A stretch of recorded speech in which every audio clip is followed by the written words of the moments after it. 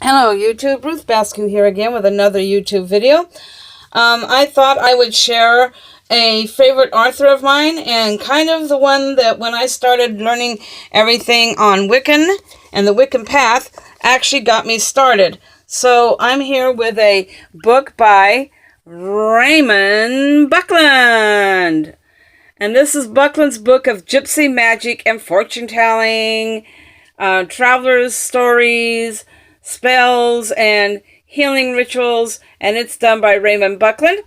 When I finally moved out of the house from my parents, I could actually practice my craft openly after getting interested in witchcraft at the age of 13 and started practicing it secretly at 14 and disguising my Barbie and my Ken doll as the god and goddess. Yeah, right, okay. Well, you know, when you're a teenager, you do with what you've got, and at that time, that's what I had. So anyway, when I finally did move out, I ran across one of his books called Chanto Magic. That brought me into the world of spell casting and chants for meditation. It wasn't until much later when he put out his book, his big blue book on witchcraft, that I actually found the true calling for my witchcraft, which was practicing the Sabbats and honoring certain deities, and eventually led me to be to the path of working with dragon magic, which now has finally led me to being a dragon mystic. But today we're going to do his gypsy magic book, and I have a couple of pages in here that I will explore with you. But first, before we do that, there are many ways of divination. And I have here with me today, one of the things he will be talking about in that book, and I will actually show you, reading a little bit from that page and talking about it, is by using a pendulum. And this is my pendulum right here. So I have had this pendulum for like 10 years. And usually what you do is, with a pendulum, is you'll hold it and think on a question, and it will give you a yes or no answer. If it goes in a circle counterclockwise, chances are not likely anything good. It goes clockwise, undecisive. Or counterclockwise is decisive, and and clockwise is maybe. But excuse me, my cough came back. I have this little thing right here that tells you no, undecisive, yes, maybe, and no on it. And this is the board I actually use when I'm using my pendulum. So, you know, if you have something you were interested in knowing, you would place it on the little thing.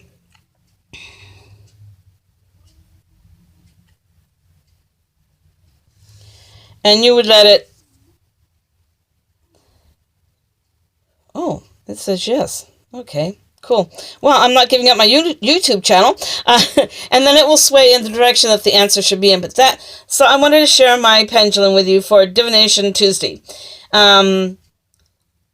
Yeah, this is actually a very pale, smoky quartz. So that there is my pendulum. Now, there's another way of doing divination, and the gypsies are normally known for this one. And I actually haven't done this one yet, but I have my dice. So you can use dice. Let's see if I can get this dice to tell, to devise with for divination. So these are my dice, which I'm dropping them all over the place. Maybe they're trying to tell me something, huh? So here's my dice. And there's a chapter in this book that talks about that. So what I'm going... Oh, I don't want snake eyes. No, thank you. Going to open it up and read what he says about the dice things. And I think I have more dice than what you're supposed to use right there. So, on using dice, The chapter's called Reading Dice. And Money Rami used dice for I can't pronounce the gypsy name in their language very well, so I'm just going to say divination. In different parts of England, there are various varieties found in interpreting given to dice, but on the whole, they seem to follow the same pattern. Basically, you throw the dice, 3 of them. Okay, so you're only supposed to use 3 dice, and I have more than 3 dice here. So let's take 3 of them, because I have 6 dice there. Let's play Yahtzee. Okay, so I have my 3 dice there now. And where did I leave off at? 3 of them. And receive an answer to your question. The answer or prophecy is said to come true within 9 days. Here is the simple method for straying with dice. Make a chalk circle or scratch it in the dirt about 12 inches in diameter. Ask the question. Hold the 3 dice in your right hand and concentrate on his or her question. Then in complete silence, the questioner cups the dice in both hands, gives them a good shake, and throws them into the circle. Discard any dice or die that roll out of the circle. If they all roll out, this foretells a quarrel or and you must throw again. If they all roll out a second time, then no fortune can be told that day. Of course, of those that stay in the circle, add the numbers that show on their face and interpret their meaning as follows. So, and then we have the meanings. Oh, you can also do it with dominoes. I didn't know you could do that. And I've read this book before. I must have forgotten about that part. 1. Loneliness and loss. 2. Love or infatuation. 3. A pleasant surprise is coming. 4. An unpleasant surprise. 5. You will meet with a stranger who will have a strong influence on you. 6. You will lose something you value. 7. There will be a scandal involving you. 8. A warning that you did in the past, a wrong that you did in the past will catch up with you. 9. There is a wedding in the near future. 10. Business advancement. 11. The death of someone you know. 12. You will soon receive a letter of some importance. 13. There will be cause for you to weep. 13. There will be cause for you to weep. 14. A new admirer. 15. Be especially cautious. Trouble threatens. 16. A happy journey. 17. A preferable business is coming to you from across water.